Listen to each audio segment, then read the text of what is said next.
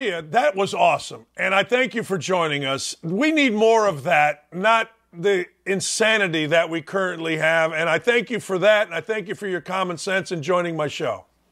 I appreciate it. And I appreciate what you do as well. And, I heard your monologue about Jason Aldean's song. And you know what? Last night at a rally, I played that song to open and close it, to celebrate more free speech and open expression in our country. So that's just how I'm wired. Well, let me go into this because you have been very open about were you to be president, you are going to, I'll call it streamline, I'll call it get rid of, whatever you want to call it, the FBI, the IRS, and the CDC. And I did say, look, I understand we need governing, but we need governing for the people, not a corrupt governing that works for politicians. I agree with you. And my whole point is many people find those plans to be, sometimes the word they'll use is extreme. I actually find those plans to be far more practical than the extreme reality we have today, where the bureaucrats who were never elected exercise more political authority than the people who we actually elect to run the government. So my dream is a simple one for this country. The people who we elect to run the government, from the president to the congressman, should be the ones who actually run the government, not the people who we never elected in the first place. That's the way this was supposed to work. And that's not a Republican idea or a Democratic idea. That is a 1776 idea. And that's what I want to restore in this country. As president, now I'm pretty practical. I call it, I look beyond my nose. As president, is it possible to gut those agencies, the FBI, the IRS, or is it possible to rid itself, expose corruption, rid itself of the corruption, and try to move forward with a less corrupt system? So like you, I'm also a pragmatist. And these bureaucracies are so vast, so large, and they've existed for so long that I don't believe it is practical to reform them. I do believe it is practical to shut them down. And so last night at a speech I gave in New Hampshire, I laid out for the first three of these agencies exactly how we'll do it. Even though I've said we'll shut down the FBI, that's one unit. We'll move some of the people to the U.S. Marshals, which is actually doing a lot of good work today without being politicized. We'll move some of the people to the Drug Enforcement Agency, the DEA, to look after the drug cases. We'll move some people into the Financial Crimes Enforcement Network, which sits under the Department of Treasury. So there's about 35,000 employees. 15,000 of them are agents or intelligence officers. In my plan, we're keeping those 15,000, but we're moving them to places where they'll have more specialization. And then the 20,000 excess bloat back office functions, that we're going to cut and give the money back to the taxpayers.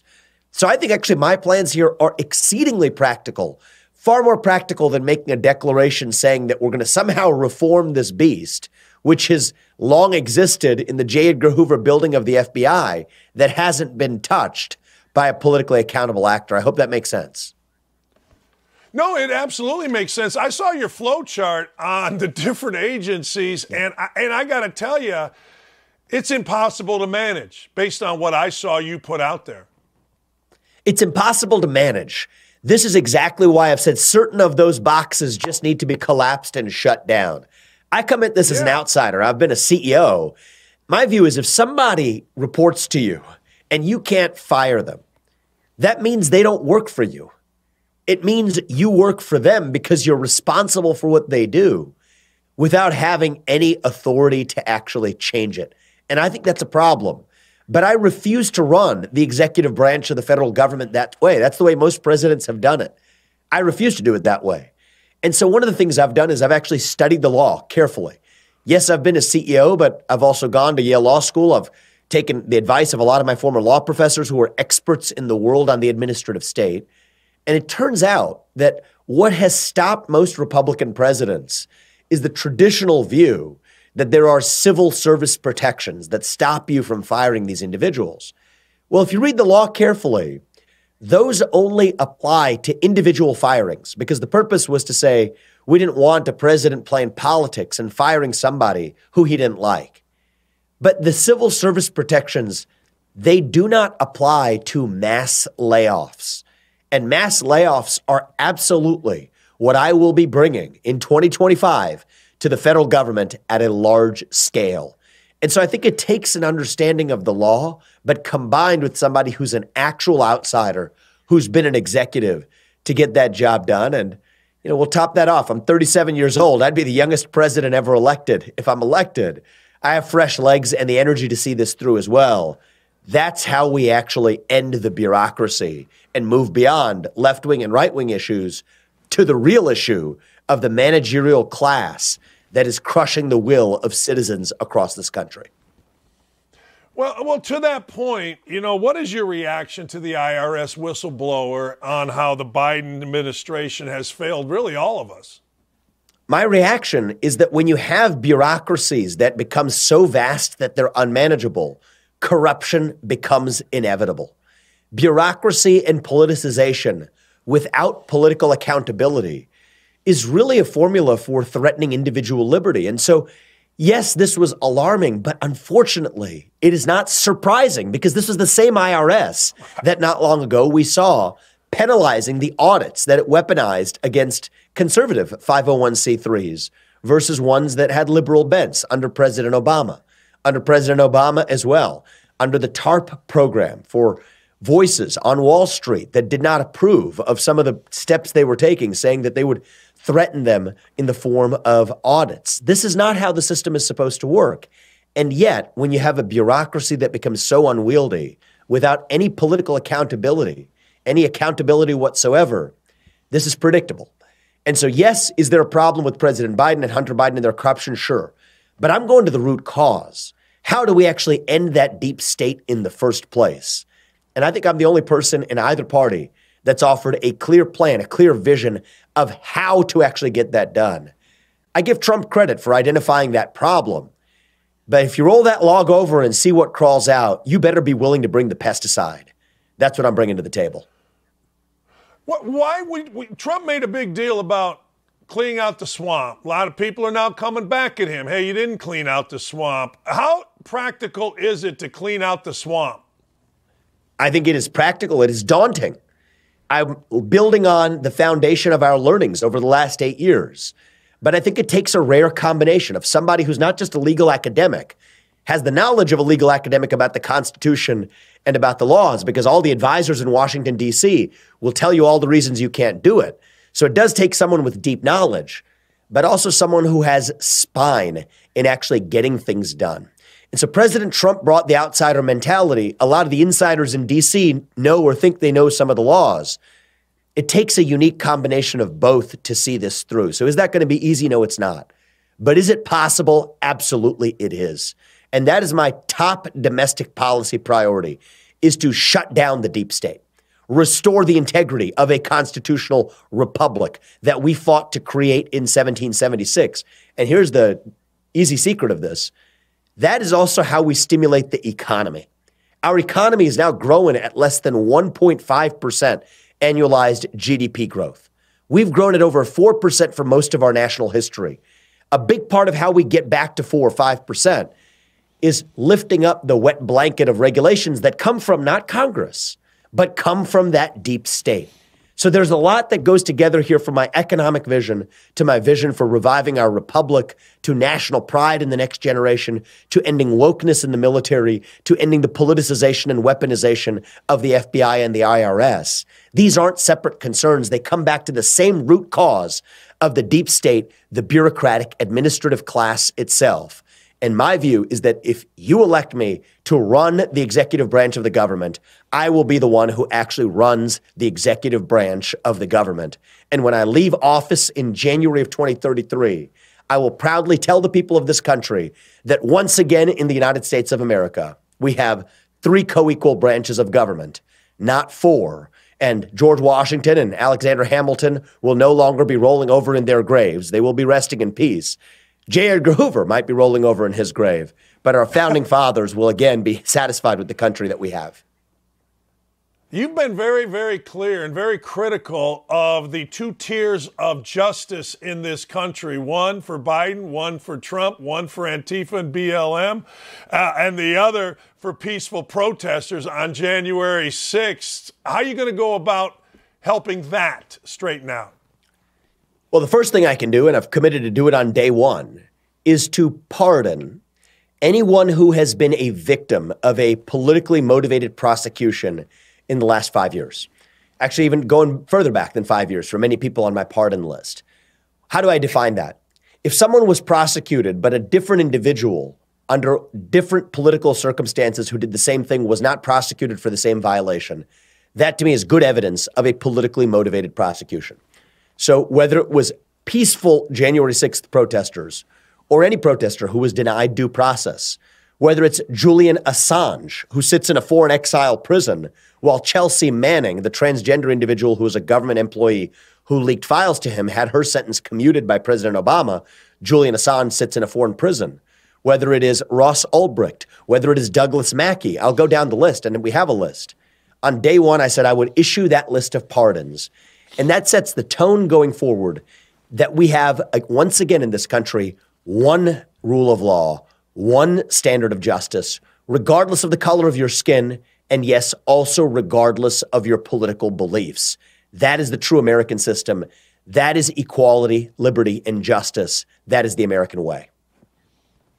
You know, one of the reasons that I believe you is because of the video that we showed. Instead of just becoming, chaotic with a woman, it's a broader picture. I think people are dying for some common sense. I think people are tired of whether it is Trump going at or reading about Biden, whatever it is. I think people just want somebody to explain. So let me ask you another issue that is on people's mind. What will you do about the border? So I think this is, again, a very simple, practical reality that building the wall was not enough. There are now tunnels that have been built by drug cartels running underneath that border. That's how most fentanyl enters this country. And fentanyl is killing 200 Americans per day. And it turns out it doesn't discriminate whether you're black or white or Democrat or Republican. It comes for you equally. Same thing with respect to the human trafficking problem, which is unconscionable. Not to mention the breakage of law with 10 to 14,000 illegal migrants now crossing per day. So what I've said is building the wall is not enough, and it hasn't been sufficiently effective. I will use the U.S. military, not to protect somebody else's border somewhere else, but to secure our own southern border, and as necessary, our northern border too. That's how you end the migrant crisis. That's how you end the fentanyl crisis. That's how you restore the rule of law. To say that if you're like my parents, you do get to come to this country legally through the front door, follow the rules, make contributions to this country on the other side. That's a good thing, in my opinion. But I think that that's a very different issue than the illegal migration that we're seeing at the southern border. And I'll put an end to it by using the military to do it, by ending foreign aid to the countries that are looking the other direction from Mexico to Central American countries that aren't doing enough on their own right. I'll stop sending federal funding to sanctuary cities that provide incentives for people to cross. And I'm not saying the people who are crossing are bad people. They're responding to incentives created by the Biden administration that's given them a wink and a nod and say, come on over. I reject that. I think we have to stand for the rule of law in this country, and that's exactly how I'll do it. A lot of people telling me they don't understand why so much of our tax dollars are going to the Ukraine. I feel as if it is a repayment for bribes. That's kind of how I look at it, but I may be a little cynical said that as well. on that. No, I've said that as well. Do you really? Go ahead. I've said that as well. I mean, I think that this was otherwise inexplicable. We have no national interest at issuing Ukraine. Taiwan is different. They make our global semiconductors. But in Ukraine's case, we have more than fulfilled our obligations to the Budapest Memorandum in 1994. And in fact, NATO has expanded far more after the fall of the USSR than it did ever during the USSR's existence. And now there's a conversation about whether Ukraine will ever be admitted to NATO, when in fact Putin demanded a hard commitment that NATO not admit Ukraine before he made the decision to invade Ukraine. And so I think that if you look at the historical facts, you know these facts as well as I do. The Hunter Biden laptop story, what did it contain? The story that was suppressed systematically by internet companies and media on the eve of a presidential election in 2020. What did that laptop actually contain? It turns out it was really relevant. A Ukrainian private company owner, and Burisma, that was an owner that sat on their national security board. So this is deeply tied into the government of Ukraine, paid $5 million to the Vice President Joe Biden's son. Now the U.S. president sending $200 billion of taxpayer aid and military support to that same nation in a way that's otherwise inexplicable. Think about Occam's razor. Use the simplest possible explanation you can, and then it starts to actually make more sense. Again, it seems just like common sense to me, but hey, censorship has become a big issue. Censorship of American citizens is like at the core of us. What we do about that? How'd we get here? Well, I think the way we got here is because of a culture of fear in our country. And when you have people who are fearful in a culture, you then accept almost anything the government or the people who are in charge will do. So the kind of censorship that happens today is different than what they imagined in 1776. The kind of censorship that happens today is more devious. The government is using private companies to do through the back door what government could not do through the front door under the Constitution. What does that mean? They're silencing speech using social media companies or internet companies who they're pressuring and saying, hey, you got to go silence that individual who's critical of the White House's COVID policies. I'm not making this up. Alex Berenson is one individual who was critical of White House policies on COVID-19. The White House was then asking Twitter specifically in meetings at the White House, why isn't this individual's social media account more closely watched or shut down? Later, they go back and shut it down. So the government is using a combination of carrots and sticks to get private companies to do their dirty work through the back door. I argue that's still a constitutional violation. So one of the things I've said is that as U.S. president, I will require that any bureaucrat or federal employee that has pressured or coordinated with a private actor to do what the government could not do, we will publish it. Call it the state action files. We will publish it. Bring sunlight as a disinfectant. I've also said that if these tech companies want to benefit from government immunity in the form of Section 230C2 that protects them from state liability for taking down content that's constitutionally protected, that they are then bound by the same standards as the federal government itself. You can't have it both ways. You don't get special immunity from the federal government, fine. You're free to decide what you do and don't take down. But if you get this federal blanket of immunity, then you're bound by the same standards as the federal government itself. Again, a common sense solution. But these are complex times, and I think it takes a leader who sees through the complexity to get back to the simple solutions that we need. I'm so enjoying this conversation. I'm actually heading to Iowa later today, so I'm heading straight from here to the airport, but I expect I'll talk over there again about some of the themes we're talking about here. I hope we can do this again. This has been a lot of fun. I got to get one more out of you. Transgender athletes. You mentioned woke in the military. That's a big topic on our shows. My wife was a tremendous athlete, a legend in the world of softball. Give me your thought. This is the dumbest question I'm ever going to ask anyone, all right? Give me your thoughts on what's a woman, what's a man, and who should be competing against who. I'll be really simple about this. There are two genders. That is the truth. If you have two X chromosomes and female sex organs, you're a woman. If you have an X and a Y chromosome and you have male sex organs, you're a man. Period. Now, does that mean we should look down on people who go through gender dysphoria? No. Gender dysphoria is a mental health condition. And when kids think their biological sex is different than their gender, they're crying out for help. The compassionate thing to do is not to affirm their confusion. That is cruelty. And so I think we have to restore the truth. My view is then women's sports should be sacrosanct. I think Title IX already demands it. Women and men should not compete in the same sports. They should not be forced to go into shared locker rooms. They should not be forced to adopt a language that's really a tyranny, not of the majority, but a tyranny of the minority. And the same secular religion, the LGBTQIA plus movement now has become weaponized, that said that the sex of the person you're attracted to is hardwired on the day you're born. That's how we got to gay rights. Now it says your own biological sex is completely fluid over the course of your life. You can't believe these two things at once.